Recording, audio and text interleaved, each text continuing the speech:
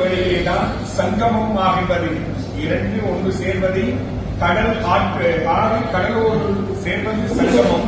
அவ்வாறு இந்த இசை கலைஞர்களை ஆன்மீகவாதிகள் தங்கியிருக்கின்ற ஒரு தங்கு விடுதியாக நேற்று இன்று நாளை இருக்கின்ற இந்த நட்சத்திர முறையிலே மதிப்புக்குரிய கோபி ஜெயம் கோபி அவர்களை இப்பொழுது கணேசகுமார் அவர்கள் செவியேறும் சந்தித்த போது அவருடைய இன்றைய உலகிலே ஆராய்ச்சிகள் ரிசர்ச் குறைந்து செல்கின்றது. அதாவது ஸ்பிரிச்சுவல் ஆன்மீக ஆராய்ச்சிகள் குறைந்து செல்கின்ற காலகட்டமாக இருந்தால் எந்திரமய வாழ்க்கையிலே மிஷனரிகளாய் வாழ்கின்றோம். ஆகவே அந்த வகையிலே மதிப்புக்குரிய ஜெயம் கோபி அவர்கள் முருகப் பெருமானுடைய அந்த வழிபாட்டை அந்த ஆன்மீகத்தை திறம்பட ஆராய்ச்சி செய்து கொண்டிருப்பதை அவர் இங்கே குறிப்பிட்டிருந்தார்கள். ஆகவேதான் நீங்கள் இப்பொழுது ஒரு செவ்வி காண இருக்கின்றேன். வணக்கம். நான் வணக்கம். நான் ஒரு அரசியல்வாதியாக இருந்தேன், ஒரு சினிமா தயாரிப்பாளராக இருந்தேன். கடந்த வருடம் ஜூலை 19, 2023 முருகர் பற்றி பேச ஒரு பேட்டிக்கு போனேன். அரசியல் பற்றி பேச கூப்பிட்டாங்க. ஆனால் அதுக்கப்புறம் அரசியல் பேசுறது கடைசியில் போகும்போது முருகர் பற்றி பேசுகிறேன். முருகர் பற்றி நமக்கு தெரியும். அப்போ பேசும்போது 2023 19ஆம் தேதி ஜூன் மாதம் நான் சொன்னேன், முருகர் யுகம் ஆரம்பம். போன வருஷம் சொன்னேன், முருகர் யுகம் ஆரம்பம், உலகத்துள்ள முருகரை பற்றி பேச போறாங்க அப்படின்னு சொல்லி. அப்போ எனக்கு தெரியாது இந்த முருகர் பக்தர்கள் மாநாடு வர போகுதுன்னு சொல்லி. ஸோ அப்போ எல்லா பேட்டிலையும் சொல்லிட்டே இருக்கும்போது அது எப்படி முருகர் யுகம் ஆரம்பம், எப்படி உலகத்துள்ள முருகரை பற்றி பேசுவாங்கன்னு கேட்டிருந்தாங்க. அதுக்கு ஒரு பதிலாக முருகர் வந்து இந்த முருகர் மாநாடு நடத்தினாரு. அதுல அண்டை நாட்டில இருந்து நீங்க வந்திருக்கீங்க, உங்களை சந்திச்சதுல ரொம்ப பெரிய சந்தோஷம்.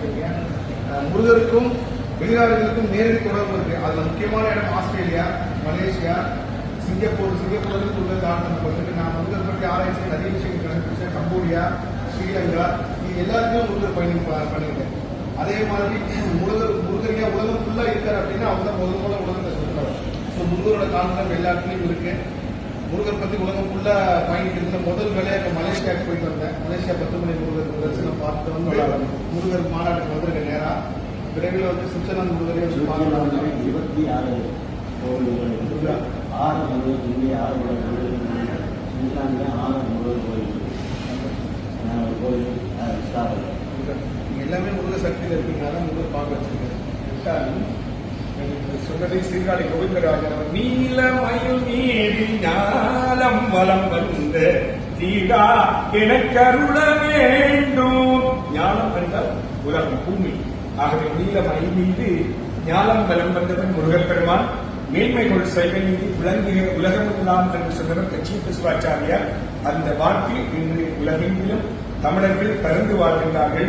ஆஸ்திரேலியாவிலே சிட்னி முருகன் கோவில், மலேசியாவிலே பட்டுக்கு முருகன் கோவில், லண்டனிலே ஐக்கிய ராச்சியம், பிரித்தானியாவிலே பிரம்மாண்டமான முருகன் ஆலயம், அதே போல ஜெர்மனி நாட்டிலே, பிரான்ஸ் நாட்டிலே, சுவிட்சர்லாந்து நாட்டிலே 6 முருகன் ஆலயங்கள் இருக்கின்றன என்பதனையும் இந்த வேளையிலே பதிவாக்கிக் கொண்டு உங்களுடைய நான் அடுத்த கேள்வி, உங்களுடைய ஆராய்ச்சி முருகப்பெருமானுடைய ஆராய்ச்சி இலக்கியத்தோடு சேர்ந்து செல்கின்றதா, ஆன்மீகத்தோடு மட்டும்? ஆன்மீகத்தோடு மட்டும். ஏன்னாங்க முருகர் முதல்ல கைலாயத்திலிருந்து அப்பா அம்மா சண்டை போட்டு வந்து இன்னும் வந்து கார்த்திக் சுவாமி கோவில் இணைப்படுகிறது. அங்கதான் முருகருடன் இருந்து அவர் தாய் கொடுத்த சதையும் வேண்டாம், தந்தை கொடுத்த உயிரும் வேண்டாம் சொல்லி அதை விட்டுட்டு முதல்ல எங்க வந்து நிற்கிறாருன்னா பாண்டிமலை வந்து நிற்கிறாரு. ஸோ அந்த இடத்துலதான் இந்த முருகர் மாநாடு நடக்குது. ஒரு பெரிய அதிசயம். முருகருக்கும் இந்த பாண்டிமலைக்கு என்ன தொடர்பு? நீங்க வேற எங்கோனாலும் முருகர் போயிருக்கலாம், கர்நாடகா போயிருக்கலாம், ஆந்திரா போயிருக்கலாம், பெங்களூர் போயிருக்கலாம். ஏன் இந்த பாண்டிமலை சூஸ் பண்ணாரு ஆராய்ச்சி கொடுத்துருக்கீங்க? அதுக்கு பின்னாடி கிடைக்கிற பதில் வந்து சொல்லும்போதே புரிகிறது. அப்படிப்பட்ட ஒரு விஷயங்கள் வந்து கண்டுபிடிச்சுங்க. விரைவாக ஒரு புத்தகமா வெளியிட்டிருக்கீங்க. கண்டிப்பாக. ஆகவே பசுபதி சிவாக்கியம் உணர்வோனே பழனிமலை வீற்றிருக்கும் வடிவேலா, பழனிமலை வீற்றிருக்கும் வடிவேலா, அசுரர் கிளை வாட்டி மிக வாழா, அமரர் சிறை பெருமாள்